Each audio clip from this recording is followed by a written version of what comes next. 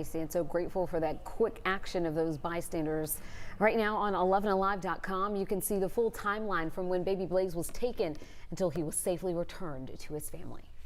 Well, thankfully, it warmed up this afternoon, but the cold mornings are back big time.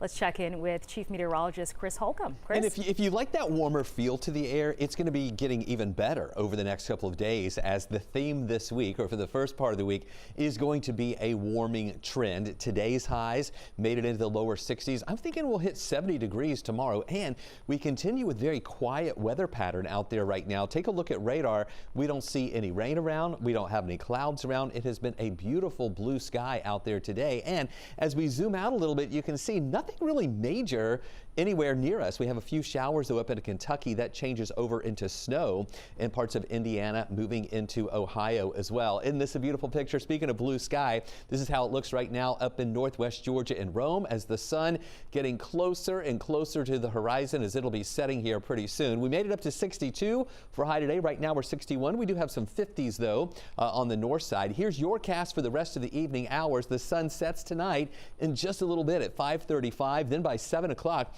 we move down to 49 degrees, so it will be cooling once the sun goes down with mostly clear skies. Clear at 9 o'clock for your dog walk, and then at 11 o'clock tonight before bed, it'll be down to 43 degrees with clear skies. Stay with us. We'll talk about another cool morning, but more on that warming air and when we'll see our next chance for rain.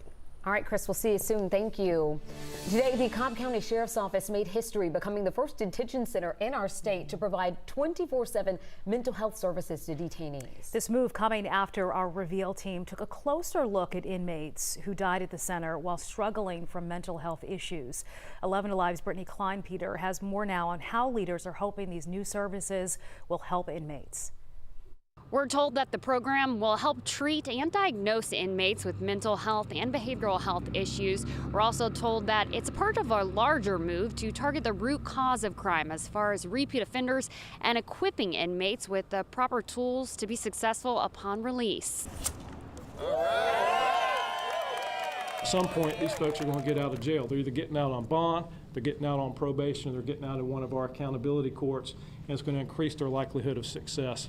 Leaders say the 24/7 mental health center will have a full-time psychiatrist, psych-registered nurses, and a licensed practical nurse. The sheriff adding that many inmates would have never entered the criminal justice system if they had had access to mental health services at various stages of life. So sometimes offenders that are repeat offenders never really get the correct treatment, so they can be, for lack of better terms, good when they go back out. The change comes after a series of Reveal investigations about inmates who died at the detention center while struggling with mental health issues, including Reginald Wilson, who died from dehydration in 2018 after spending 1,300 days in and out of jail since 1997 for charges often related to his fragile mental state, and Bradley Emery, who died in 2019 after committing suicide. His family says they warned the detention center staff he may harm himself. Over 70% of our individuals in our facility have mental health issues.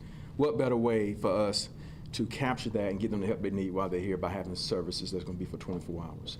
At the same time, Fulton County leaders are also working to improve conditions for detainees by moving 100 inmates from the overcrowded Fulton County Jail to Cobb County's detention center. In addition, last week, the city of Atlanta announced its detention center would be opening to inmates with behavioral and mental health issues to also help alleviate overcrowding at the Fulton County Jail while providing resources to detainees. Both the Fulton and Cobb County sheriffs saying mental health resources are critical to reducing crime.